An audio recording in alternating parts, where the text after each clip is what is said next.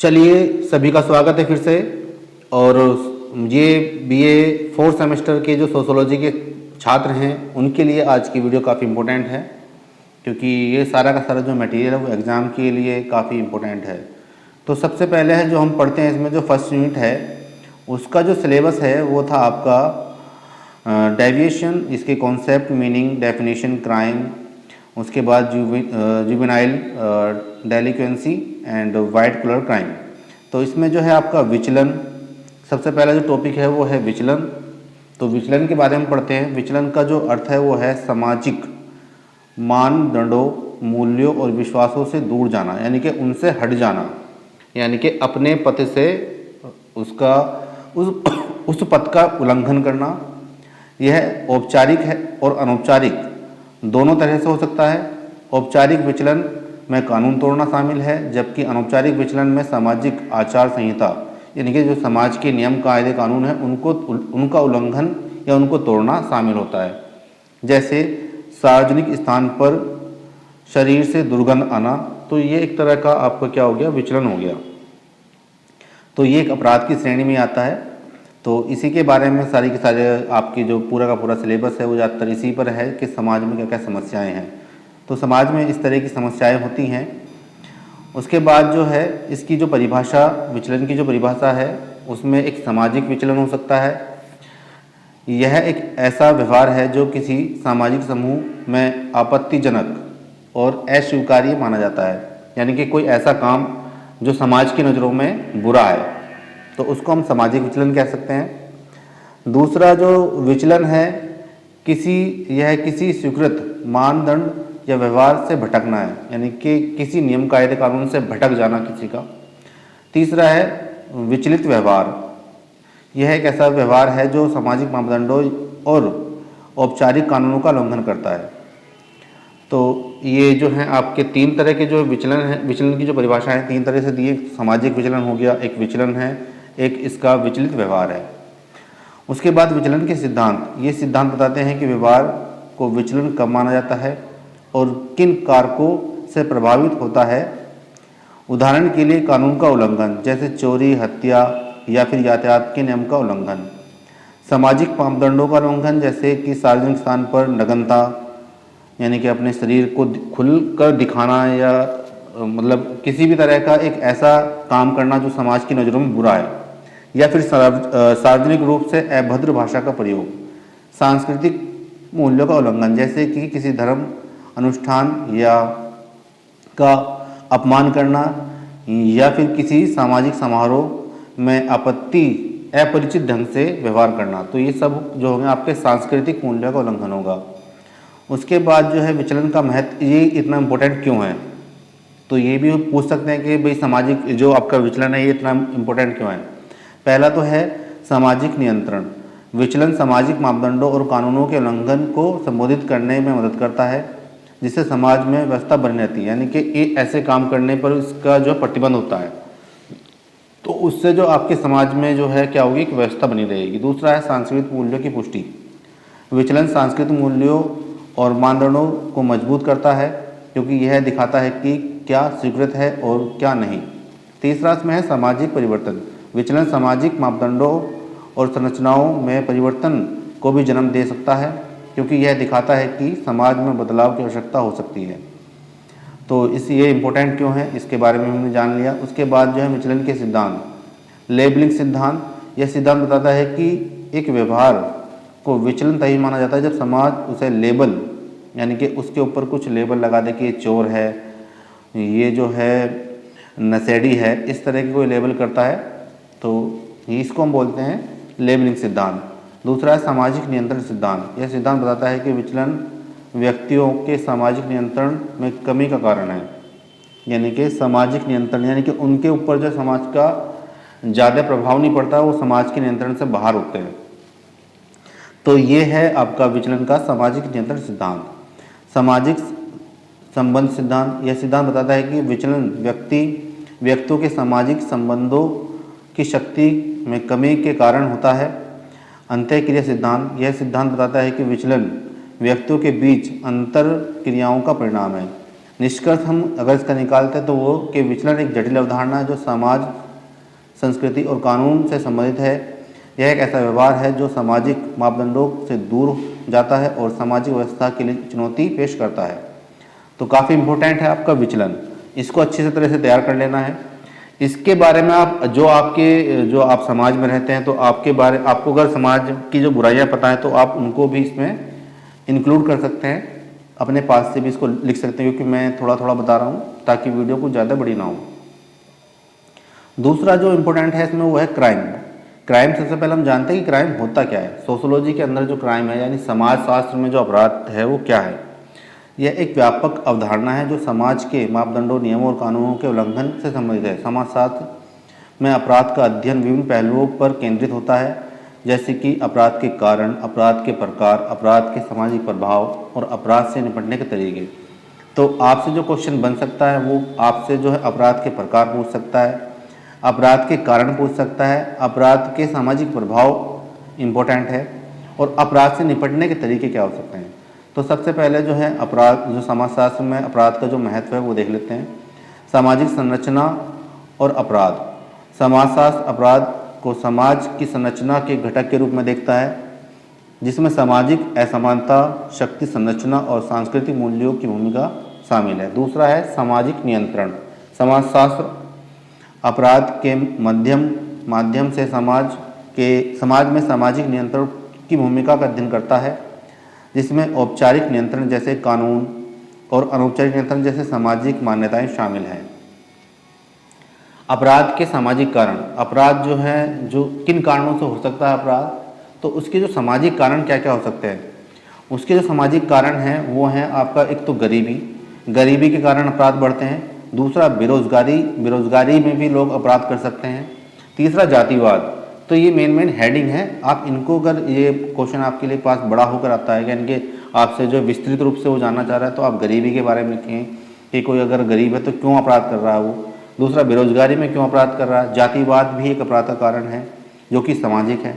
भेदभाव होता है समाज के अंदर तो वो भी एक अपराध का कारण है कि भाई इस कारण से भी अपराध लोग करते हैं जब उनके साथ भेदभाव होता है।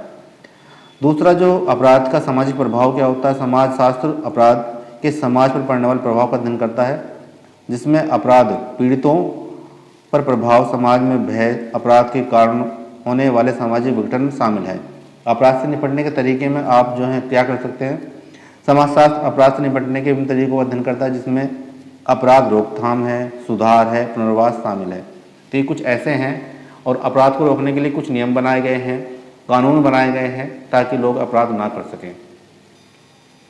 उसके बाद है समाजशास्त्र में अपराध के कुछ प्रमुख सिद्धांत। तो सामाजिक शिक्षण सिद्धांत, ये सिद्धांत कहता है कि लोग अपने आसपास के लोगों से आपराधिक व्यवहार सीखते हैं, यानी कि जो हम अपराध जो सीख रहे हैं तो हम अपने आसपास का जो हमारी जैसे मेजोरिटी होगी, जैसा हमारा आस पड़ोस होगा तो उसी तरह से हम अपराध करना सीख जाते हैं। अगर वो भी अपराधी है तो हम भी अपराधी बन सकते हैं। ये समाजशास्त्र का एक सिद्धांत है कि जो अपराध कहाँ से सीख रहे हैं। दूसरा है सामाजिक संघर्ष सिद्धांत। यह सिद्धांत कहता है कि सामाजिक असमानता अपराध के लिए एक महत्वपूर्ण कारण है। सामाजिक असमानता, समाज में कुछ जाति ऊपर की जाती हैं, कुछ जाति नीची जाति मानी जाती हैं, तो इन कारण से भी समाज में जो अपराध बढ़ता है। लेबलिंग सिद्धांत में बता चुका हूँ। यह सिद्धांत कहता है कि किसी व्यक्ति को अपराधी के रूप में लेबल किया जाता है तो वह उसे लेबल के अनुसार व्यवहार करने के लिए अधिक संभावना रखता है। नियंत्रण के सिद्धांत हैं इसमें। यह सिद्धांत कहता है कि अपराध तब होता है जब व्यक्ति के सामाजिक बंधन कमज़ोर होते हैं, जैसे कि परिवार, स्कूल या समुदाय। निष्कर्ष में हम कह सकते हैं समाजशास्त्र में अपराध का एक अध्ययन एक जटिल है और बहुआयामी प्रक्रिया है जो समाज के विभिन्न पहलुओं को समझने में मदद करता है।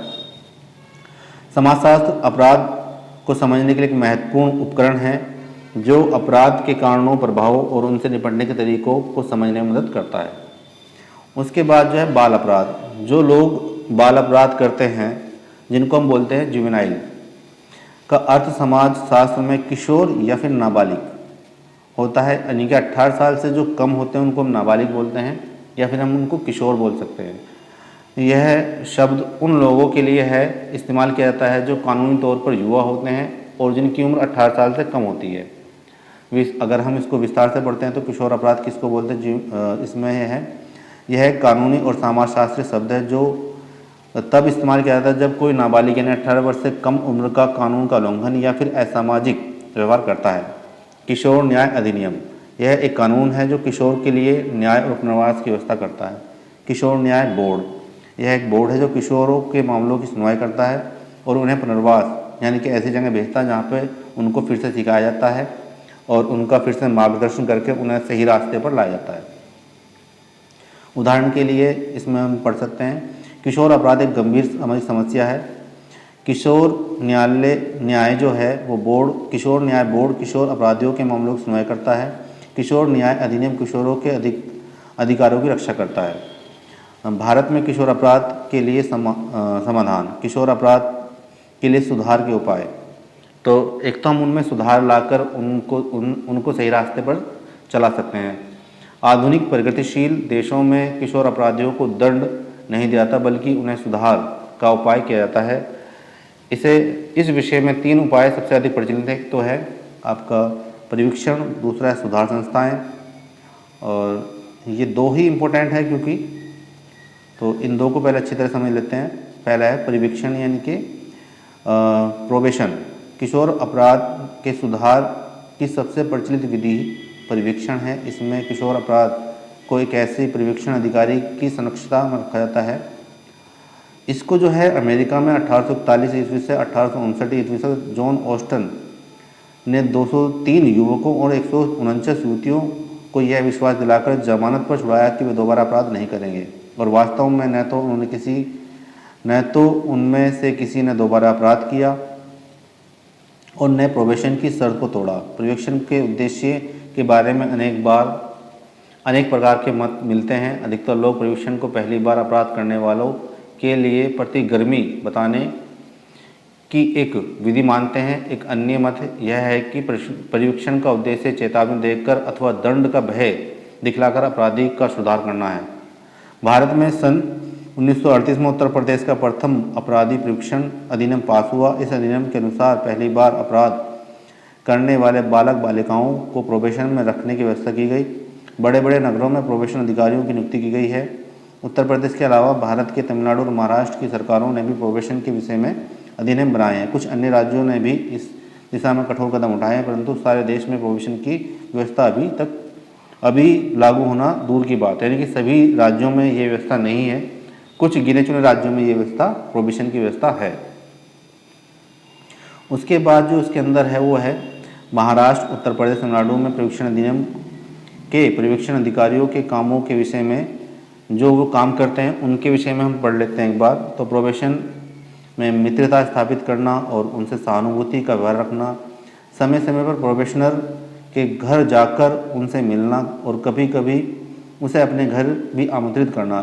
तीसरा है इस बात की देखरेख करना कि प्रोबेशनर अदालत में दाखिल किए गए बॉन्ड की शर्तों का पालन कर रहा है या नहीं। चौथा है इसमें अदालत को प्रोबेशन के व्यवहार के बारे में सूचित करते रहना। तीसरा है प्रोबेशनर को सलाह मशवरा देना और उसके व्यवहार को उचित दिशा में ले जाने की कोशिश करना। छठा है इसमें प्रोबेशनर को काम धंधा दिलाने में सहायता देना।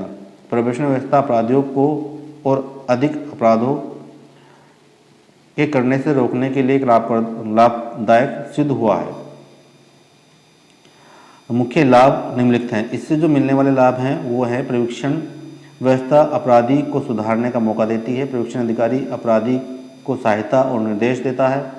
प्रोबेशन व्यवस्था अपराधी को जेल में दूषित वातावरण से बचाती है, जिससे वह अनेक सामान्य प्रवृत्तियों का शिकार होने से बच जाता है। परिवीक्षण व्यवस्था अपराध रोकने के अन्य अवस्थाओं से सस्ती भी होती है। प्रोबेशन व्यवस्था केवल अपराधी को अपराध करने से नहीं रोकती बल्कि उसे समाज का एक उपयोगी अंग बनाने में भी सहायता करती है।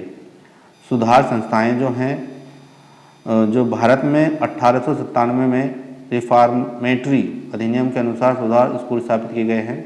आजकल भारत में इस तरह के निम्नलिखित 4 स्कूल हैं। पहला जो है सुधार स्कूल, हिसार रिफॉर्मेटरी स्कूल। इसमें दिल्ली और पंजाब के 15 वर्ष से कम उम्र की किशोर अपराधी भेजे जाते हैं। ये 3 से 5 वर्ष तक स्कूल में रखे जाते हैं।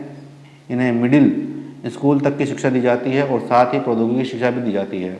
जिसमें चमड़े का काम, सिलाई, लोहार का काम, बैंक का काम, बढ़ाईगिरी आदि आते हैं। इसके अलावा स्काउटिंग, प्राथमिक चिकित्सा, मनोरंजन आदि का भी प्रबंध है। अच्छा आचरण होने पर बालक को पुरस्कार दिया जाता है और घर के लिए 15 दिन की छुट्टी भी दी जाती है। दूसरा जो है लखनऊ रिफॉर्मेटरी स्कूल है। इसमें उत्तर प्रदेश के 9 वर्ष से 15 वर्ष की आयु के किशोर अपराधी रखे जाते हैं। ये 4 से 7 तक स्कूल में रहते हैं। स्कूल में इन्हें सामान्य और प्रौद्योगिकी शिक्षा का प्रबंधन है। बालकों को जेब खर्च मिलता है और सादे कपड़ों में स्कूल से बाहर जाने दिया जाता है। स्कूल के बालकों का एक अपना बैंड है जो शहर में भेजा जाता है। तीसरा जो है इसमें वो है जबलपुर रिफॉर्मेटरी स्कूल। तो इसमें भी इस तरह की स्वतंत्रता बालकों को दी जाती है, उनको पढ़ाया जाता है, उनको आत्मनिर्भर बनाया जाता है ताकि वो आगे चलकर अपने पैरों पर खड़े होकर वो कर सकें। इसके बाद हजारी प्रसाद है। दूसरा जो है सर्टिफाइड स्कूल। ये जो है रिफॉर्मेटरी स्कूल में भयंकर अपराध वाले किशोर अपराधियों को रखा जाता है। छोटे अपराध वाले बालक सर्टिफाइड स्कूल में रखे जाते हैं। ये स्कूल भारत में उन राज्यों में पाए जाते हैं जिनमें बाल अधिनियम पास हो चुके हैं। 14 वर्ष के बालक जूनियर सर्टिफाइड स्कूल में रखे जाते हैं। तीसरा है गृह सहायक। सर्टिफाइड स्कूलों के लिए बच्चे लेने वाली संस्थाएं सहायक गृह कहलाती हैं। सहायक गृह सरकारी और गैर सरकारी दोनों प्रकार के होते हैं। इनमें 7वीं कक्षा तक की सामान्य शिक्षा और बढ़ाई, कताई, बुनाई और बहुत सारे काम ऐसे सिखाए जाते हैं जो उन्हें जो है आगे चलकर उन्हें काम मिल सके या वो अपने पैरों पर खड़े हो सकें। इसके बाद बॉस्टल स्कूल है, किशोर बंदी गृह है, जिनमें जो है 21 वर्ष से अधिक आयु के अपराधी रखे जाते हैं और उनका वहाँ पे क्या किया जाता है, उनका सुधार किया जाता है। अब इसके बाद जो हम पढ़ते हैं इसमें वो है वाइट कॉलर अपराध। ये वाइट कॉलर अपराध क्या होता है? हिंदी में इसका अर्थ जो है वो है सफ़ेद पोश अपराध। यह अपराध की वह श्रेणी है जिसमें व्यवसाय और सरकारी पेशेवरों द्वारा धोखाधड़ी, भ्रष्टाचार और अन्य गैर हिंसक अपराध शामिल हैं। यानी कि वे लोग जो सरकारी काम करते हैं और दूसरों के साथ धोखाधड़ी कर लें, या कोई अपना बिजनेस करता है और दुनिया की नज़रों में जो है वो क्या है, एक अच्छा आदमी है, पर वो जो है अंदर खाने जो है धोखाधड़ी का काम कर रहा है, भ्रष्टाचार में लिप्त है या फिर ऐसे गैर हिंसक अपराध में शामिल है, तो उनको जो काम वो कर रहे हैं उसी को हम बोलते हैं वाइट कॉलर अपराध या फिर सफ़ेद पोश अपराध। इन लोगों की जो आर्थिक स्थिति है वो काफ़ी अच्छी होती है, तो ये कानून को भी अपने हाथ में लेकर चलते हैं। इसकी जो परिभाषा है वो है जो दी गई थी, सदरलैंड ने 1939 में कहा या अपने शब्दों में गढ़ा था, जिसका अर्थ है अपने व्यवसाय के दौरान, यानी कि अपने जो काम करता है उसके दौरान सम्माननीय और उच्च सामाजिक स्थिति वाले व्यक्ति द्वारा किया गया अपराध। इसके जो प्रकार हैं, इसके जो ये जो आपका सार्वजनिक भ्रष्टाचार हो सकता है, इसमें स्वास्थ्य सेवा धोखाधड़ी है, बंधक धोखाधड़ी है, प्रतिभूति धोखाधड़ी है, मनी लॉन्ड्रिंग है, इनसाइड ट्रेडिंग है, साइबर अपराध शामिल है। तो इस प्रकार के अपराध कर सकते हैं लोग। प्रभाव जो है वाइट कॉलर अपराध किसी कंपनी को नष्ट कर सकते हैं, परिवार को जीवन भर की बचत खोकर तबाह कर सकते हैं, या निवेशकों को अरबों डॉलर का उन्हें नुकसान पहुंचा सकते हैं। तो अगर वाइट कॉलर अपराध के बारे में आता तो आप उसके बारे में भी लिख सकते हैं। इतना मैंने आपको बता दिया है। उसके बाद जो इसमें है वो है भारत में वाइट कॉलर क्राइम का विश्लेषण। क्या है white collar crime? White collar crime का शब्द जो है इसका प्रयोग 1939 में एडविन सदरलैंड द्वारा किया गया। वाइट कॉलर क्राइम का मतलब है जब लोग, कंपनियां या सरकारी अधिकारी जो बड़े पद पर होते हैं पैसे के लिए गलत काम करते हैं। इसमें हिंसा नहीं होती बल्कि वे धोखाधड़ी और शक्ति का दुरुपयोग करके कानून तोड़ते हैं। इन अपराधों को पकड़ना पुलिस और नियामक संगठनों के लिए काफ़ी मुश्किल होता है। वाइट कॉलर क्राइम में बहुत सारे गलत काम शामिल है, जैसे धोखाधड़ी, घूसखोरी, अंदरूनी ट्रेडिंग, पैसे की चोरी, साइबर क्राइम। तो इस तरह के अपराध इसमें शामिल है। अपराधी अक्सर पेशेवर और व्यावसायिक माहौल में काम करने वाले लोग होते हैं जो अपनी जगह का दुरुपयोग करके अपना या फिर अपने संगठन का फ़ायदा उठाने के लिए वित्तीय अपराध करते हैं। इन अपराधों के कारण समाज में विशेष बदलाव और भरोसा खो जाता है और विशेषज्ञों द्वारा नए नियम और कानून बनाए जाते हैं ताकि ऐसे अपराधों को रोका जा सके। वाइट कॉलर क्राइम का अगर इतिहास पढ़ना है तो इसका जो इतिहास है बहुत ही लंबा है। यह अपराध उन लोगों के द्वारा किया जाता है जो बड़े व्यापार और वित्तीय कामों में होते हैं, जैसे कि बैंकर्स हैं या फिर कंपनियां। इन लोगों के द्वारा अपराधों में धोखाधड़ी, भ्रष्टाचार ये सब है। 1930 के दशक में सामाजिक वैज्ञानिक एडविन स्लैन ने वाइट कॉलर का आविष्कार किया। 1990 के दशक में भारत में आर्थिक बदलाव के साथ इन अपराधियों में वृद्धि हुई। 1992 में हर्षद मेहता के बीच शेयर बाजार घोटाले की वित्तीय प्रणाली की कमजोरियों को प्रकट किया। शताब्दी की शुरुआती दशक में सत्यम घोटाला ने दिखाया कंपनी के नेताओं ने फर्जी लाभ दिखाया गया था। इन घटनाओं के बाद भारत ने कई कड़े कानूनी कदम उठाए। 2013 में कंपनी कानून लागू किया और धोखाधड़ी की जांच के लिए गंभीर धोखाधड़ी जांच कार्यालय नामक दफ्तर की स्थापना की गई। आजकल डिजिटल लेन देन बढ़ने से साइबर क्राइम का खतरा भी बढ़ने लगा है। वाइट कॉलर क्राइम को रोकने के लिए भारत को कठिनाइयों का सामना करना पड़ता है, लेकिन कानून और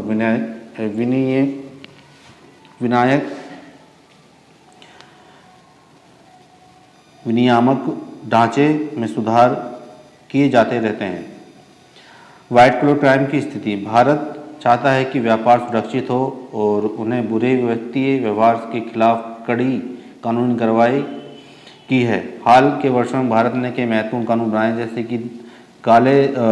कि धन धोने अधिनियम यानी कि 2002 में ये बनाया गया था। कंपनी कानून 2013 में बना। भ्रष्टाचार निवारण अधिनियम 1988 में बना। इन कानूनों का मुख्य उद्देश्य ये कि लोगों और कंपनियों के खिलाफ कार्रवाई की जाए और सजा दी जाए। धन धोने अधिनियम का मुख्य उद्देश्य ये कि गलत तरीके से कमाई गई धन को छिपाने से रोकना। कंपनी कानून यह सुनिश्चित करता है कि कंपनियां सही तरीके से चलें और कारोबार पारदर्शी